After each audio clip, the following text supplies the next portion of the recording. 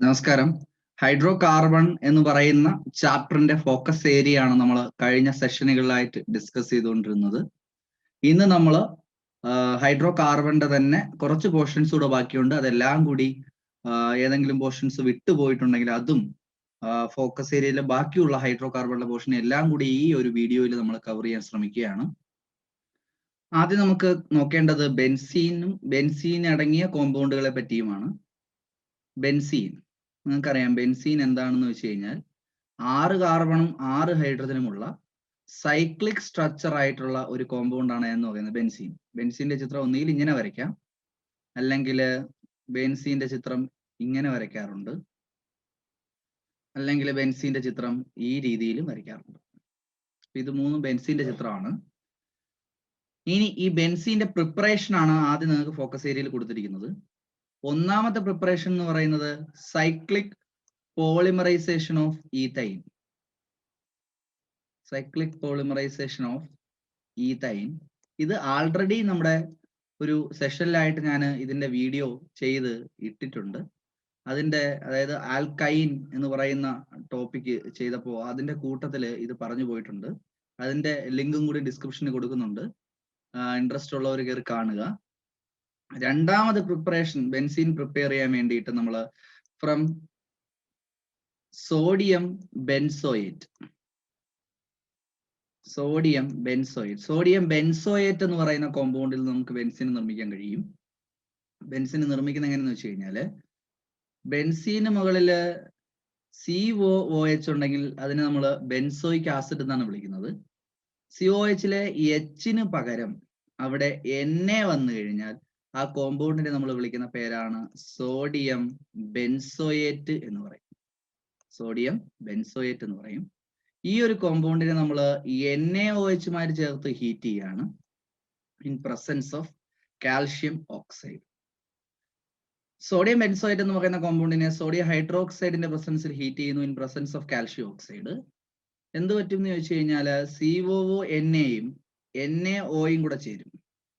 COONAയും NaOയും കൂടെ ചേർന്ന് Na2CO3 ആയിട്ട് റിമൂവ് ചെയ്യപ്പെടും. Na2C 3 ഓക്സിജൻ Na2CO3 ആയിട്ട് റിമൂവ് ചെയ്യപ്പെടും. ബാക്കിയുള്ള ഒരു H ഈ പൊസിഷനിൽ കയറും, CONAയുടെ പൊസിഷനിൽ കയറും. ബെൻസീന് മുകളിൽ H വരുന്നു. ആ H വരുന്നെങ്കിൽ നമ്മൾ സാധാരണ വരയ്ക്കാറില്ല. അതായത് എന്തുണ്ടായി, നമ്മള് ബെൻസീൻ ഉണ്ടായി. H നമ്മൾ സാധാരണ അങ്ങനെ വരയ്ക്കാറില്ല. ഇവിടെ നിങ്ങൾ നോക്കിയേ, ഈ സോഡിയം ബെൻസോയേറ്റ് എന്ന് പറയുന്ന കോമ്പൗണ്ടിന് മുകളിലുള്ള COO ഗ്രൂപ്പ് അല്ലേ റിമൂവ് ചെയ്തത്. COO ഗ്രൂപ്പ് എന്ന് പറഞ്ഞാൽ CO2 ഗ്രൂപ്പാണ് ഇതിൽ നിന്ന് റിമൂവ് ചെയ്തത്. CONA പോകുന്നുണ്ട്, പ്രധാനമായിട്ട് COO ഗ്രൂപ്പാണ് പോകുന്നത്. ഈ COO ഗ്രൂപ്പ് അല്ലെങ്കിൽ CO2 ഗ്രൂപ്പ് പോകുന്ന പ്രോസസ്സിനെ നമ്മൾ വിളിക്കുന്ന പേരാണ് decarboxylation reaction. The process of removal of CO2 group is called decarboxylation reaction. അതിനെ നമ്മൾ വിളിക്കുന്ന പേര് ഡീകാർബോക്സിലേഷൻ റിയാക്ഷൻ എന്നാണ്. ഇനി അതായത് സോഡിയം ബെൻസോയേറ്റിനെ ഡീകാർബോക്സിലേഷൻ എന്ന് പറയുന്ന പ്രോസസ്സ് നടത്തി കഴിഞ്ഞാൽ നമുക്ക് എന്ത് കിട്ടും? ബെൻസീൻ കിട്ടും. ഇനി മൂന്നാമത്തതും പരീക്ഷയ്ക്ക് ചോദിക്കുന്നതുമായിട്ടുള്ള ബെൻസീന്റെ പ്രിപ്പറേഷൻ ആണ് ഫ്രം ഫീനോൾ. ഫീനോളിൽ നിന്ന് നമുക്ക് എങ്ങനെ ബെൻസീൻ നിർമ്മിക്കാം? ആകെ 3 പ്രിപ്പറേഷൻസേ ഉള്ളൂ ടെക്സ്റ്റിൽ. മൂന്നാമത്തെ പ്രിപ്പറേഷൻ ആണ് ഫ്രം ഫീനോൾ. ഫീനോൾ എന്ന് പറയുമ്പോൾ ബെൻസീന് മുകളിൽ OH വരുന്ന കോമ്പൗണ്ടിനെയാണ് നമ്മൾ എന്ന് വിളിക്കുന്നത് ഫീനോൾ എന്ന് വിളിക്കുന്നത്. ഈ ഫീനോളിനെ നമ്മൾ സിങ്ക് ഡസ്റ്റ് ചേർത്ത് ഹീറ്റ് ചെയ്യുന്നു. ഫീനോളിലേക്ക് സിങ്ക് പൊടി ചേർത്ത് ഹീറ്റ് ചെയ്യുന്നു. ഹീറ്റ് ചെയ്യുന്ന സമയത്ത് ഇസഡനും ഓയും കൂടെ ചേർന്ന് ഇസഡൻ ഓ ആയി പോകുന്നു. പ്ലസ് ബാക്കിയുള്ള ഒരു H മാത്രം ബെൻസീന് മുകളിൽ അവശേഷിക്കും. H നമ്മൾ സാധാരണ വരയ്ക്കാറില്ല, അതായത് എന്തായി മാറുന്നു? ബെൻസീനായി മാറുന്നു. ഫീനോൾ എന്ന് പറയുന്ന കോമ്പൗണ്ടിനെ സിങ്ക് ഡസ്റ്റ് ചേർത്ത് ചൂടാക്കി കഴിഞ്ഞാൽ നമുക്ക് എന്ത് കിട്ടും? ബെൻസീൻ എന്ന് പറയുന്ന കോമ്പൗണ്ട് കിട്ടും. ക്ലിയർ ആണ്? അപ്പൊ ബെൻസീന്റെ പ്രിപ്പറേഷൻ ആയിട്ട് പഠിക്കുന്നത് 3 റിയാക്ഷനുകളെയാണ്. ഇനി നമുക്ക് ബെൻസീന്റെ പ്രോപ്പർട്ടീസിൽ നിങ്ങൾക്ക് 2 റിയാക്ഷൻസ് പഠിക്കാൻ പറഞ്ഞിട്ടുണ്ട്. ഒന്നാമത്തെ റിയാക്ഷൻ ബെൻസീന്റെ പ്രോപ്പർട്ടീസിൽ വരുന്ന റിയാക്ഷൻ ആണ്. First reaction nitration. നൈട്രേഷൻ എന്ന് പറയുന്ന റിയാക്ഷനെ പറ്റി ചോദിച്ചിട്ടുണ്ട്. എന്താണ് നൈട്രേഷൻ എന്ന് ചോദിച്ചു കഴിഞ്ഞാല് ബെൻസീൻ എന്ന് പറയുന്ന കോമ്പൗണ്ടിലേക്ക് കോൺസെൻട്രേറ്റഡ് നൈട്രിക് ആസിഡും സൾഫ്യൂരിക് ആസിഡൂടെ ചേർത്ത മിക്സ്ചർ ചേർത്ത് ഹീറ്റ് ചെയ്യുന്നു. ബെൻസീൻ എന്ന് പറയുന്ന കോമ്പൗണ്ടിലേക്ക് concentrated nitric acid sulphuric acid ചേർത്ത മിക്സ്ചർ ചേർത്ത് ഹീറ്റ് ചെയ്യുന്നു. ഈ മിക്സ്ചറിനെ നമ്മൾ വിളിക്കുന്ന പേരാണ് നൈട്രേറ്റിംഗ് മിക്സ്ചർ. മിക്സ്ചർ ചേർത്ത് ചൂടാക്കുന്ന സമയത്ത് ബെൻസീന് മുകളിൽ NO2 ഗ്രൂപ്പ് വരും. ബെൻസീന് മുകളിൽ ഏത് ഗ്രൂപ്പ് വരും? NO2 ഗ്രൂപ്പ് വരും. ബെൻസീന് മുകളിൽ NO2 ഗ്രൂപ്പ് വരുന്ന ആ കോമ്പൗണ്ടിനെ നമ്മൾ വിളിക്കുന്ന പേരാണ് നൈട്രോ ബെൻസീൻ. ഇങ്ങനെ ബെൻസീന് മുകളിൽ NO2 ഗ്രൂപ്പിനെ കൊണ്ടുവരുന്ന ആ പ്രോസസ്സിനെയാണ് നമ്മൾ എന്തെന്ന് വിളിക്കുന്നത്? നൈട്രേഷൻ എന്ന് വിളിക്കുന്നത്. ബെൻസീനിനെ നൈട്രിക് ആസിഡും കോൺസെൻട്രേറ്റഡ് നൈട്രിക് ആസിഡും സൾഫ്യൂരിക് ആസിഡും ചേർത്ത മിക്സ്ചർ എടുത്ത് ഹീറ്റ് ചെയ്യുന്നു. ആ മിക്സ്ചറിനെ നമ്മൾ വിളിക്കുന്ന പേര് നൈട്രേറ്റിംഗ് മിക്സ്ചർ എന്നാണ്. ഹീറ്റ് ചെയ്യുന്ന സമയത്ത് ബെൻസീന് മുകളിൽ NO2 ഗ്രൂപ്പ് വരും. ആ ഒരു കോമ്പൗണ്ടിനെ നമ്മൾ വിളിക്കുന്ന പേരാണ് നൈട്രോ ബെൻസീൻ. ഇനി രണ്ടാമത് റിയാക്ഷൻ ആയിട്ട് ഫോക്കസ് ഏരിയയിൽ കൊടുത്തിരിക്കുന്നത് ഫ്രീഡൽ ക്രാഫ്റ്റ് ആൽക്കൈലേഷൻ ആണ്. Friedel craft alkylation reaction. എന്താണ് ഫ്രീഡൽ ക്രാഫ്റ്റ് ആൽക്കൈലേഷൻ എന്ന് ചോദിച്ചു കഴിഞ്ഞാൽ, ബെൻസീൻ എന്ന് പറയുന്ന കോമ്പൗണ്ടിനെ CH3Cl എന്ന് പറയുന്ന ക്ലോറോമീഥൈൻ എന്ന് പറയുന്ന കോമ്പൗണ്ട് ചേർത്ത് ഹീറ്റ് ചെയ്യും in presence of anhydrous AlCl3. Anhydrous aluminium ക്ലോറൈഡിന്റെ പ്രസൻസിൽ, അൺഹൈഡ്രസ് അലുമിനിയം ക്ലോറൈഡ് എന്ന് വെച്ചാൽ എന്താണ്? വാട്ടർ കണ്ടന്റ് ഇല്ലാത്ത അലുമിനിയം ക്ലോറൈഡ്. വാട്ടർ കണ്ടന്റ് ഇല്ലാത്ത അലുമിനിയം ക്ലോറൈഡിന്റെ പ്രസൻസിൽ CH3Cl ക്ലോറോമീഥൈനെ ബെൻസീനിലേക്ക് ചേർത്ത് ഹീറ്റ് ചെയ്യും. ഹീറ്റ് ചെയ്യുന്ന സമയത്ത് ബെൻസീനിന് എല്ലാ കാർബണിലും, ഇവിടെ എല്ലാ സ്ഥലത്തും H ഉണ്ട് അല്ലെ, എല്ലാ സ്ഥലത്തും H ഉണ്ട്. ഇവിടത്തെ ഈ Hഉം ഇവിടത്തെ ഈ Clഉം കൂടെ ചേർന്ന് HCl ആയി പോകും. ബാക്കിയുള്ള CH3 ഈ Hന്റെ സ്ഥാനത്ത് കയറും. അപ്പോൾ ബെൻസീന്റെ മുകളില് ആര് വരും? CH3 വരും. CH3 എന്ന് പറയുന്ന മീഥൈൽ ഗ്രൂപ്പ് അല്ലെ, ഒരു ആൽക്കൈൽ ഗ്രൂപ്പ് എന്ന് നമുക്ക് ഇതിനെ വിളിക്കാം. ബെൻസീന് മുകളിൽ ആൽക്കൈൽ ഗ്രൂപ്പ് വരുന്നത് കൊണ്ട് ഈ റിയാക്ഷനെ നമ്മൾ വിളിക്കുന്ന പേരാണ് ആൽക്കൈലേഷൻ റിയാക്ഷൻ. ഇത് ഫ്രീഡൽ ക്രാഫ്റ്റ് എന്ന് പറയുന്ന സയന്റിസ്റ്റ് ആണ് ഇത് കണ്ടുപിടിക്കുന്നത്. അതുകൊണ്ട് ഈ റിയാക്ഷനെ നമ്മൾ ഫ്രീഡൽ ക്രാഫ്റ്റ് ആൽക്കൈലേഷൻ റിയാക്ഷൻ എന്ന് വിളിക്കുന്നു. ബെൻസീന് മുകളിൽ CH3 വരുന്ന കോമ്പൗണ്ടിനെ നമ്മൾ വിളിക്കുന്ന പേരാണ് ടൊളുവിൻ. TOLUNE, toluene. അപ്പോൾ ബെൻസീനെ ടൊളുവിനാക്കി മാറ്റുന്ന പ്രോസസ്സിനെ നമ്മൾ വിളിക്കുന്ന പേരെന്ത് തന്നെയാണ്? ഫ്രീഡൽ ക്രാഫ്റ്റ് ആൽക്കൈലേഷൻ റിയാക്ഷൻ എന്ന് തന്നെയാണ്. ഇതുപോലത്തെ മറ്റൊരു റിയാക്ഷനും കൂടെ ഉണ്ട്, അതുകൂടെ ഞാനിവിടെ മെൻഷൻ ചെയ്യാം. Friedel craft acylation reaction. Friedel craft acylation, ACYLATION, acylation reaction. എന്താണ് ഫ്രീഡൽ ക്രാഫ്റ്റ് അസൈലേഷൻ റിയാക്ഷൻ എന്ന് ചോദിച്ചു കഴിഞ്ഞാൽ, ബെൻസീൻ എന്ന് പറയുന്ന കോമ്പൗണ്ടിലേക്ക് CH3COCl ചേർത്ത് ഹീറ്റ് ചെയ്യുന്നു in presence of anhydrous AlCl3. CH3COCl നമ്മൾ വിളിക്കുന്ന പേരാണ് അസറ്റൈൽ ക്ലോറൈഡ് അല്ലെങ്കിൽ അസൈൽ ക്ലോറൈഡ് എന്ന് പറയും. ഓക്കെ, ഇവിടെ ഒരു H ഉണ്ട്. ആ Hഉം Clഉം കൂടെ ചേർന്ന് എന്തായി പോവും? HCl ആയി പോവും. പ്ലസ് ബാക്കി ബെൻസീന്റെ മുകളില് COCH3 വന്ന് അറ്റാച്ച് ചെയ്യും. ബെൻസീന് മുകളിൽ COCH3 വരുന്ന കോമ്പൗണ്ടിനെ നമ്മൾ വിളിക്കുന്ന പേരാണ് അസറ്റോഫിനോൺ. കോമ്പൗണ്ടിനെ വിളിക്കുന്ന പേരാണ് അസറ്റോഫിനോൺ. അപ്പൊ ഇത്രയാണ് നിങ്ങളുടെ ബെൻസീന്റെ പ്രിപ്പറേഷനിൽ നിങ്ങൾക്ക് പഠിക്കാനായിട്ട് ഫോക്കസ് ഏരിയയിൽ കൊടുത്തിരിക്കുന്നത്. ഇനി ഞാൻ നേരത്തെ ഷെയർ ചെയ്ത സെഷനുകളിൽ ഒരു ടോപ്പിക് വിട്ടുപോയിട്ടുണ്ട്. വുഡ്സ് റിയാക്ഷൻ, ആൽക്കെയിൻസിന്റെ പ്രിപ്പറേഷനിൽ വുഡ്സ് റിയാക്ഷൻ നമ്മൾ പറയാൻ വിട്ടുപോയിട്ടുണ്ട്. ആ റിയാക്ഷൻ പറയാം. എന്താണ് വുഡ്സ് റിയാക്ഷൻ? വളരെ ഇമ്പോർട്ടന്റ് ആയിട്ടുള്ള റിയാക്ഷൻ ആണ് വുഡ്സ് റിയാക്ഷൻ. പരീക്ഷയ്ക്ക് ചോദിക്കാൻ സാധ്യതയുള്ള ക്വസ്റ്റ്യൻ ആണ് Wurtz reaction. Direct question. Wurtz reaction, define Wurtz reaction. എന്താണ് വുഡ്സ് റിയാക്ഷൻ എന്ന് ചോദിച്ചു കഴിഞ്ഞാൽ, രണ്ട് ക്ലോറോമീഥൈൻ CH3Cl, രണ്ട് ക്ലോറോമീഥൈൻ മോളിക്യൂൾസ്, രണ്ട് ഒരേപോലത്തെ മോളിക്യൂൾസ്, രണ്ട് സോഡിയം മെറ്റലുമായിട്ട് ചേർത്ത് ഹീറ്റ് ചെയ്യുന്നു. രണ്ട് CH3Cl രണ്ട് സോഡിയം മെറ്റലിന്റെ പ്രസൻസിൽ ഹീറ്റ് ചെയ്യുന്നു. 2 മോൾ സോഡിയത്തിന് അല്ലെങ്കിൽ 2 സോഡിയം മെറ്റലിന്റെ പ്രസൻസിൽ, അങ്ങനെ പഠിച്ചോളൂ, ഈസി ആയിട്ട് അങ്ങനെ പഠിച്ചോളൂ. ഹീറ്റ് ചെയ്യുന്നു. ഹീറ്റ് ചെയ്യുന്നത് ഡ്രൈ ഈതറിന്റെ പ്രസൻസിലാണ്. അങ്ങനെയാണെങ്കിൽ 2Na യും 2Cl കൂടെ ചേർന്ന് 2NaCl ആവും. പ്ലസ് CS3യും CS3യും കൂടെ ചേർന്ന് CS3 ആയിട്ട് മാറും. That compound is called ethyne. ആ കോമ്പൗണ്ടിനെ നമ്മൾ വിളിക്കുന്ന പേരാണ് ഈഥൈൻ. ക്ലിയർ ആണ്? രണ്ട് സെയിം ആൽക്കൈൽ ഹാലൈഡുകൾ. ആൽക്കൈൽ ഹാലൈഡ് എന്തുകൊണ്ട് വിളിച്ചു? കാരണം ഇതിൽ കാർബൺ ഉണ്ട്, ഹാലജൻ ഉണ്ട്. കാർബൺ ഉണ്ട്, ഹാലജൻ ഉണ്ട്. ആൽക്കൈൽ ഹാലൈഡ് എന്താണെന്നും അതിന്റെ കുറേയധികം റിയാക്ഷൻസ് ഒക്കെ നമ്മൾ നേരത്തെ ഉള്ള സെഷനുകളിൽ ഡിസ്കസ് ചെയ്താണ്. അപ്പൊ രണ്ട് ആൽക്കൈൽ ഹാലൈഡുകൾ രണ്ട് സോഡിയത്തിന്റെ പ്രസൻസിൽ ഹീറ്റ് ചെയ്യുന്ന സമയത്ത് 2Na 2Cl ചേർന്ന് 2NaCl ആവും. CS3 ചേർന്ന് CS3 അല്ലെങ്കിൽ ഈഥൈൻ എന്ന് പറയുന്ന കോമ്പൗണ്ട് ആയിട്ട് മാറും. പരീക്ഷയ്ക്ക് ചിലപ്പോൾ ചോദിക്കുന്നത് C2H5Br sodium dry ether heat, ഇങ്ങനെയായിരിക്കും ചോദിക്കുന്നത്. What will be the product എന്നാണ് ചോദ്യം.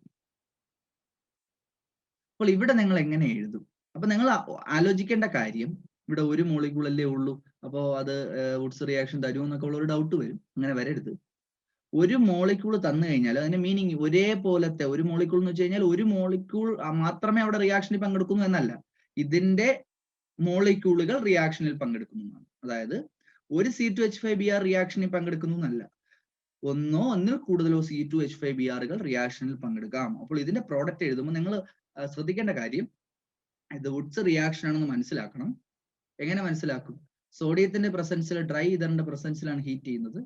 സോ വുഡ്സ് റിയാക്ഷൻ ആവാനുള്ള സാധ്യതയുണ്ട്. എങ്ങനെ നമുക്ക് ചെയ്യാൻ കഴിയും? C2H5Brന്റെ തന്നെ രണ്ട് മോളിക്യൂളുകൾ രണ്ട് സോഡിയം മെറ്റലിന്റെ പ്രസൻസിൽ ഹീറ്റ് ചെയ്യുന്നു. ഇങ്ങനെ നമ്മൾ എക്സ്പാൻഡ് ചെയ്ത് എഴുതി കഴിഞ്ഞാൽ നമുക്ക് ആൻസർ എഴുതാൻ എളുപ്പമായിരിക്കും. എങ്ങനെ എഴുതും? ഒരു Br-ഉം 2Naയും 2BRും കൂടെ ചേർന്ന് എന്താവും? 2NaBr ആവും. പ്ലസ് C2H5ഉം C2H5 ചേരും. C2H5 ബോണ്ട് C2H5 ആകെ 4 കാർബൺ ഉള്ള കോമ്പൗണ്ടിനെ നമ്മൾ വിളിക്കുന്ന പേരാണ് ബ്യൂട്ടൈൻ. വുഡ്സ് റിയാക്ഷനുമായി ബന്ധപ്പെട്ട ഒരു കാര്യം കൂടെ പറയുന്നു. ഇവിടെ ഒരു ഹാലോ ആൽക്കൈൻ അല്ലെങ്കിൽ ആൽക്കൈൽ ഹാലൈഡ്, ഹാലോ ആൽക്കൈൻ എന്ന് പറഞ്ഞാൽ ആൽക്കൈൽ ഹാലൈഡിന്റെ മറ്റൊരു പേരാണ്. ആൽക്കൈൽ ഹാലൈഡിൽ ഒരു കാർബണേ ഉള്ളൂ. നമ്മുടെ പ്രൊഡക്റ്റിൽ ആകെ എത്ര കാർബൺ വരുന്നു? 2 കാർബൺ വരുന്നു. ഇവിടെ ഒരു ആൽക്കൈൽ ഹാലൈഡിലെ 2 കാർബണേ ഉള്ളൂ. നമ്മുടെ പ്രൊഡക്റ്റിൽ ആകെ എത്ര കാർബൺ വരുന്നു? 4 കാർബൺ വരുന്നു. 1 എന്നുള്ളത് 2 ആയി, 2 എന്നുള്ളത് റിയാക്ഷൻ കഴിയുമ്പോൾ 4 കാർബൺ ആയി. കാർബൺ ആറ്റത്തിന്റെ എണ്ണം ഇരട്ടിപ്പിക്കുന്ന റിയാക്ഷൻ ആണ് വുഡ്സ് റിയാക്ഷൻ. കാർബൺ ആറ്റത്തിന്റെ എണ്ണം ഇരട്ടിപ്പിക്കുന്ന റിയാക്ഷനാണ് നമ്മൾ എന്തെന്ന് വിളിക്കുന്നത്? വുഡ്സ് റിയാക്ഷൻ എന്ന് വിളിക്കുന്നത്. മറ്റൊരു എക്സാമ്പിൾ കൂടെ നമുക്ക് നോക്കാം. CS3CH2Cl sodium dry ether heat ചെയ്യുന്നു. What will be the product? നിങ്ങൾ എങ്ങനെ എഴുതും? സിമ്പിൾ ആണ്. ഇതിന്റെ തന്നെ രണ്ട് മോളിക്യൂൾ എടുക്കുക. CS3CH2Cl plus 2Na plus ClCH2CS3. Sodium മെറ്റലിന്റെ പ്രസൻസിൽ ഹീറ്റ് ചെയ്യുന്നു. In presence of dry ether heat ചെയ്യുന്നു. എന്തുണ്ടാവും? 2Na-യും 2Cl-ഉം കൂടെ ചേരും.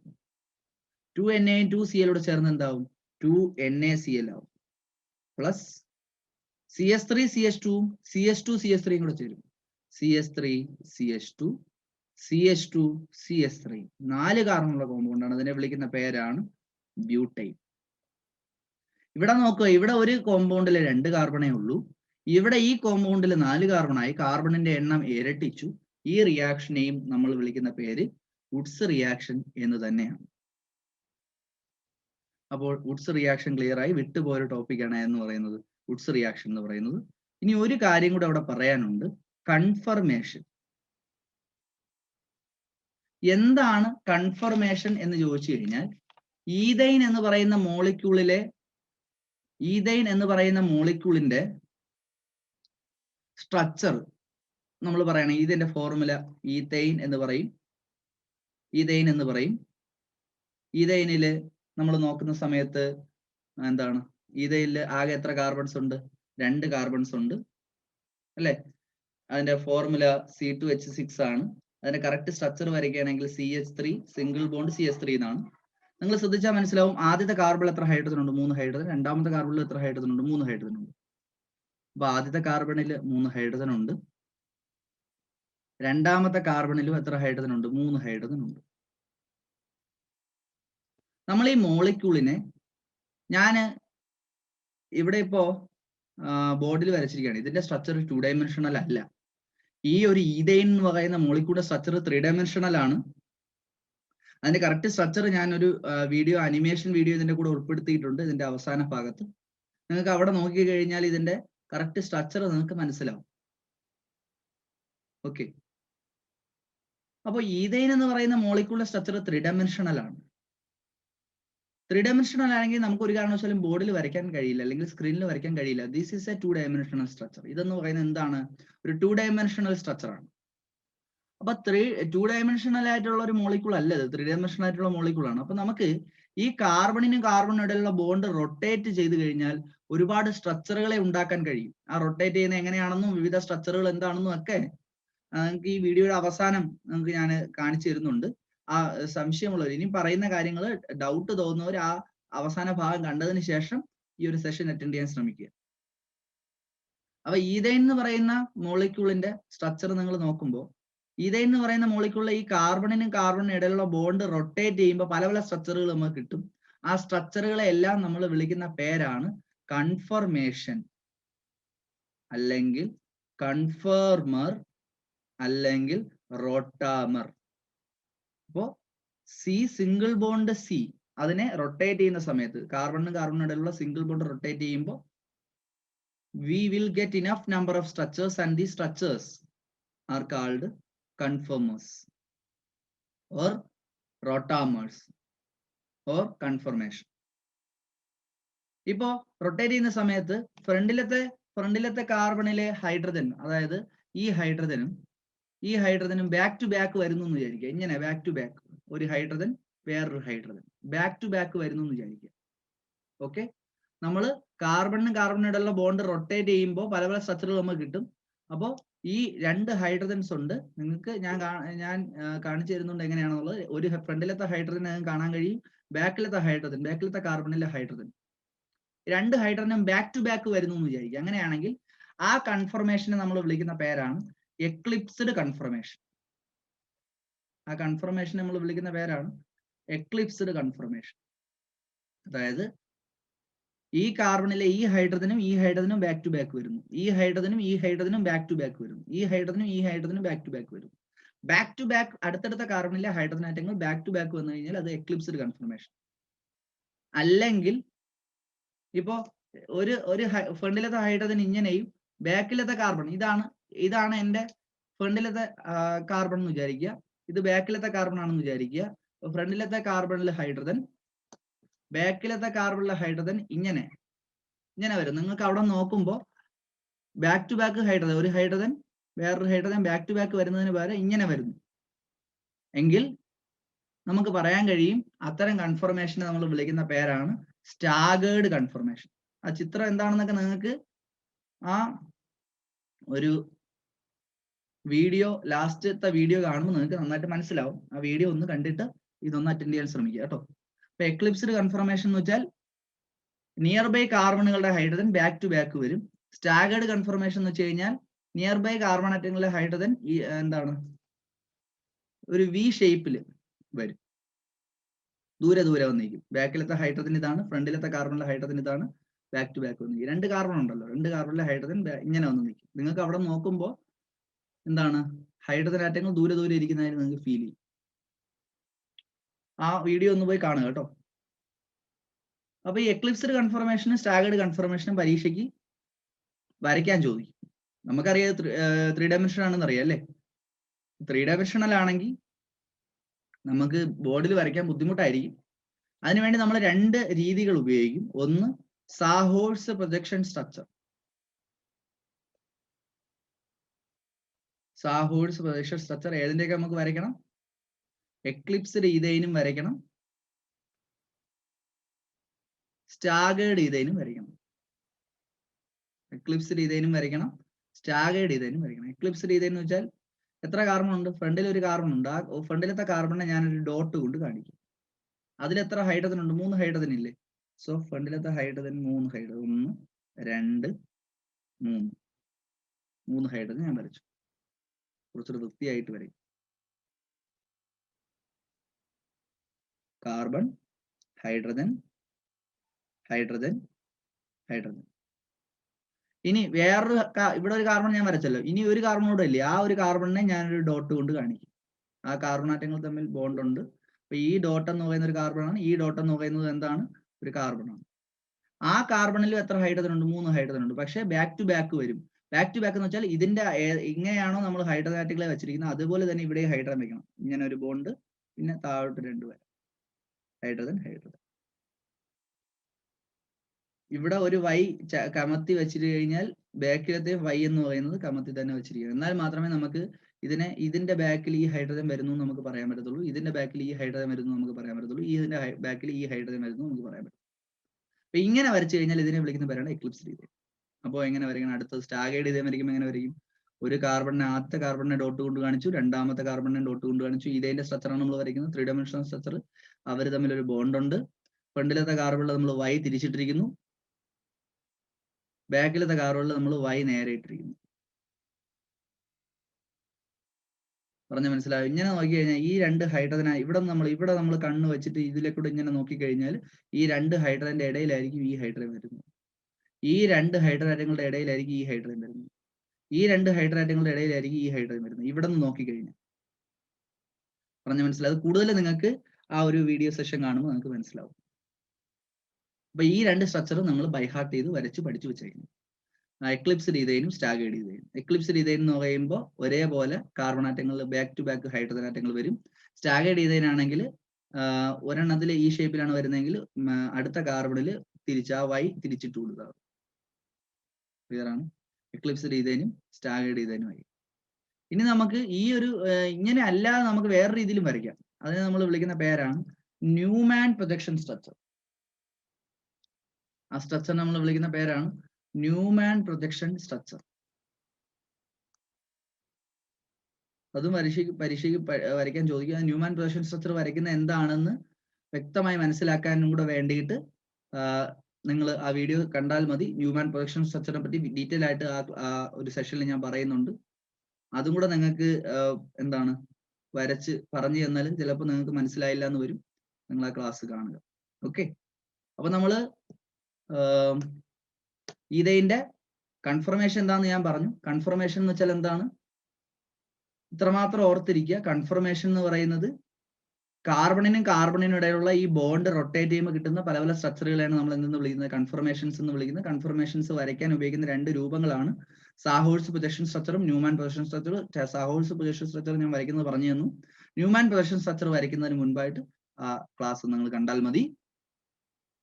നിങ്ങൾക്ക് ഇത് എന്താണ് എന്നുള്ളൊരു ഐഡിയ കിട്ടിയല്ലോ. ഇനി പരീക്ഷയ്ക്ക് ചോദിക്കാം, എക്ലിപ്സ്ഡ് ആണോ സ്റ്റാഗേർഡ് ആണോ സ്റ്റേബിൾ എന്ന് ചോദിക്കും. എക്ലിപ്സ്ഡ് ആണോ സ്റ്റാഗേർഡ് ആണോ സ്റ്റേബിൾ എന്ന് വെച്ച് കഴിഞ്ഞാൽ, എക്ലിപ്സ്ഡ് എന്ന് പറയുമ്പോൾ ബാക്ക് ടു ബാക്ക് ഹൈഡ്രജൻ വരെയാണ്. ബാക്ക് ടു ബാക്ക് ഹൈഡ്രജൻ വരികയാണെന്നുണ്ടെങ്കിൽ ഈ ഹൈഡ്രജൻ എന്ന് പറയുന്നത് ഇലക്ട്രോൺ ആണ്, ഈ ഹൈഡ്രജൻ എന്ന് പറയുന്നത് എന്താണ്, ഇലക്ട്രോൺ ആണ്. അപ്പൊ ബാക്ക് ടു ബാക്ക് ഹൈഡ്രജൻ അടുത്തടുത്ത് ഇലക്ട്രോൺ വന്നു കഴിഞ്ഞാൽ റിപ്പൽഷൻ ഉണ്ടാവും. ഇലക്ട്രോൺ എന്ന് പറഞ്ഞാൽ നെഗറ്റീവ് ചാർജ് ഇല്ല. അപ്പൊ ഇതും നെഗറ്റീവ് ചാർജാണ്, ഇതും നെഗറ്റീവ് ചാർജ്. അപ്പൊ അടുത്തടുത്ത് ഇലക്ട്രോൺ വന്നു കഴിഞ്ഞാൽ റിപ്പൽഷൻ ഉണ്ടാവും. ഓർത്തിരിക്കുക, എക്ലിപ്സിൽ അടുത്തടുത്താണ് ബോണ്ടുകൾ ഇരിക്കുന്നത്, റിപ്പൽഷൻ മാക്സിമം ആണ്. എക്ലിപ്സിൽ ഒരു ബോണ്ട് ഇങ്ങനെ ആണെങ്കിൽ ഒരു ബോണ്ട് ഇങ്ങനെ, ബാക്കിലത്തെ ഹൈഡ്രജൻ ആറ്റങ്ങൾ ഇങ്ങനെ അടുത്തടുത്തായിരിക്കും. പക്ഷെ സ്റ്റാഗേർഡിലാണെങ്കിലോ ഒരു ഹൈഡ്രജൻ ഇങ്ങനെയും ബാക്കിലത്തെ ഹൈഡ്രജൻ ഇങ്ങനെയാണ് ഇരിക്കുന്നത്. അതായത് ഹൈഡ്രജൻ ആറ്റങ്ങൾ ദൂരെയാണ് ഇരിക്കുന്നത്. ഹൈഡ്രജൻ ആറ്റങ്ങൾ ദൂരെയാണ് ഇരിക്കുന്നത്. അപ്പൊ നമുക്ക് പറയാൻ കഴിയും ഹൈഡ്രജൻ ആറ്റം ഒരെണ്ണം ഇങ്ങനെയാണ് ഇരിക്കണമെങ്കിൽ ഒരെണ്ണം ഇങ്ങനെയാണ് ഇരിക്കുന്നത്. അപ്പൊ അവിടുത്തെ റിപ്പൽഷൻ എന്ന് പറയുന്നത് കുറവാണ്. ഇതും ബോണ്ട് എന്ന് പറയുമ്പോൾ ഇലക്ട്രോൺ ആണ്, ഇതും ഇലക്ട്രോൺ ആണ്, ഇതും ഇലക്ട്രോൺ ആണ്. പക്ഷെ ദൂരെ ഇരിക്കുന്നതുകൊണ്ട് റിപ്പൽഷൻ കുറവാണ് സ്റ്റാഗേർഡിൽ. അപ്പൊ ഓർത്ത് വെച്ചേക്കണം, എക്ലിപ്സ്ഡ് ഈഥൈനാണോ സ്റ്റാഗേർഡ് ഈഥൈനാണോ സ്റ്റേബിൾ എന്ന് വെച്ച് കഴിഞ്ഞാൽ ഏതെന്ന് പറയണം, എക്ലിപ്സ്ഡ് അല്ല, ഏതാണ്, സ്റ്റാഗേർഡ് ഈഥൈനാണ് സ്റ്റേബിൾ. ബിക്കോസ് സ്റ്റാഗേർഡ് ഈഥൈനിൽ ഹൈഡ്രജൻ ആറ്റങ്ങൾ അറേഞ്ച് ചെയ്തിരിക്കുന്നത് മാക്സിമം ദൂരെയാണ്. സോ റിപ്പൽഷൻ വളരെ മിനിമം ആയിരിക്കും. അതുകൊണ്ട് അത് മാക്സിമം എന്തായിരിക്കും, സ്റ്റേബിൾ ആയിരിക്കും. ഇനി നമ്മൾ ഒരു ആംഗിളിലല്ലേ ഈ കാർബൺ ബോണ്ടിനെ റൊട്ടേറ്റ് ചെയ്യുന്നത്, ആ ആംഗിളിനെ നമ്മൾ വിളിക്കുന്ന പേര് ഡൈഹീഡ്രൽ ആംഗിൾ എന്നാണ് കേട്ടോ. ഡൈഹീഡ്രൽ ആംഗിൾ, ആംഗിളിനെ നമ്മൾ വിളിക്കുന്ന പേരാണ് ഡൈഹീഡ്രൽ ആംഗിൾ. ഓക്കെ, അപ്പൊ ഇത്രയാണ് നിങ്ങളുടെ ഹൈഡ്രോ കാർബൺ എന്ന് പറയുന്ന ഫോക്കസ് ഏരിയയിൽ വരുന്ന ടോപ്പിക്സ് എന്ന് പറയുന്നത്. അപ്പൊ ഹൈഡ്രോ കാർബൺ എന്ന് പറയുന്ന ഫോക്കസ് ഏരിയയിലെ ടോപ്പിക്കുകൾ എല്ലാം നമ്മൾ കംപ്ലീറ്റ് ചെയ്തു. ആകെ നമ്മൾ 3 ചാപ്റ്ററുകളാണ് ഇപ്പൊ കംപ്ലീറ്റ് ചെയ്തത്. ഏതൊക്കെയാണ്? ഇക്വിലിബ്രിയം എന്ന് പറയുന്ന chapter, redox reaction, hydro carbon. അപ്പൊ അടുത്തൊരു സെഷനിൽ അടുത്തൊരു ചാപ്റ്ററിന്റെ ഫോക്കസ് ഏരിയയുമായിട്ട് നമുക്ക് കാണാം. അതുവരെ ബൈ. പോവല് ആ ക്ലാസ്സും കൂടെ ഒന്ന് കണ്ടിട്ട് പോണം. ഓക്കെ, നമ്മൾ ഇന്ന് ഈഥൈനിൻ്റെ കൺഫർമേഷൻസ് ആണ് പഠിക്കുന്നത്. ഈഥൈൻ്റെ ആ ഒരു സ്ട്രക്ചറാണ്, ഒരു മോഡലാണ് നിങ്ങൾ കാണുന്നത്. അവിടെ കറുത്ത ബോളുകൾ കണ്ടോ? ഈ കറുത്ത ബോളുകൾ എന്ന് പറയുന്നത് 2 കാർബൺ ആറ്റങ്ങളാണ്. അതിന് ചുറ്റുമുള്ള മഞ്ഞ ബോളുകൾ എന്നൊക്കെ പറയുന്നത് ഹൈഡ്രജൻ ആറ്റങ്ങളാണ് ഉദ്ദേശിക്കുന്നത്. കാരണം ഈഥൈൻ എന്ന് പറയുമ്പോൾ ഫോർമുല C2H6 ആണ്. അതിൽ 2 കാർബണും 6 ഹൈഡ്രജനും ഉണ്ട്. ഇങ്ങനെ നമുക്ക് ഈ ബോണ്ടിനെ നമുക്ക് ഇങ്ങനെ ചുമ്മാ അങ്ങോട്ടും ഇങ്ങോട്ടുമൊക്കെ റൊട്ടേറ്റ് ചെയ്യുമ്പോൾ പല ഈഥൈൻ്റെ സ്ട്രക്ചർ നമുക്ക് കാണിക്കാനായിട്ട് സാധിക്കും. അപ്പോൾ ഈഥൈൻ്റെ സ്ട്രക്ചർ എന്ന് പറയുന്നത് നമുക്കൊരു ബോർഡിൽ വരയ്ക്കാൻ പറ്റുന്ന സ്ട്രക്ചർ അല്ല. ഈഥൈൻ്റെ സ്ട്രക്ചർ എന്ന് പറയുന്നത് ഒരു 3 ഡയമെൻഷണൽ സ്ട്രക്ചറാണ്. ഈ ഈഥൈനിൻ്റെ 3 ഡയമെൻഷണൽ സ്ട്രക്ചർ നമ്മൾ ബോർഡിൽ വരയ്ക്കാനുള്ളൊരു ശ്രമമാണ് നടത്തുന്നത്, അല്ലെങ്കിൽ പേപ്പറിൽ വരയ്ക്കാനുള്ള ശ്രമമാണ് നടത്തുന്നത്. നോക്കിയേ, ഫ്രണ്ടിലത്തെ കാർബൺ, ഏറ്റവും മുകളിലത്തെ കാർബണിനെ നമുക്ക് എന്തായാലും ഈ വരച്ചല്ലേ പറ്റത്തുള്ളൂ. അപ്പോൾ നമ്മൾ ഈ മുകളിലത്തെ കാർബണിനെ നമ്മളൊരു ഡോട്ട് കൊണ്ട് കാണിക്കും. ഓക്കെ, അപ്പോൾ മുകളിലത്തെ കറുത്ത കാർബണിനെ നമ്മൾ എന്തുകൊണ്ട് കാണിക്കുക? ആ കറുത്ത ബോൾ ഉണ്ടല്ലോ, അതിന് നമ്മൾ ഡോട്ട് കൊണ്ടും ബാക്കിലുള്ള കാർബണിനെ നമ്മളൊരു സർക്കിൾ കൊണ്ട് കാണിക്കും. അപ്പോൾ 2 കാർബൺ ആറ്റങ്ങളുണ്ട് ഈഥൈനിൽ.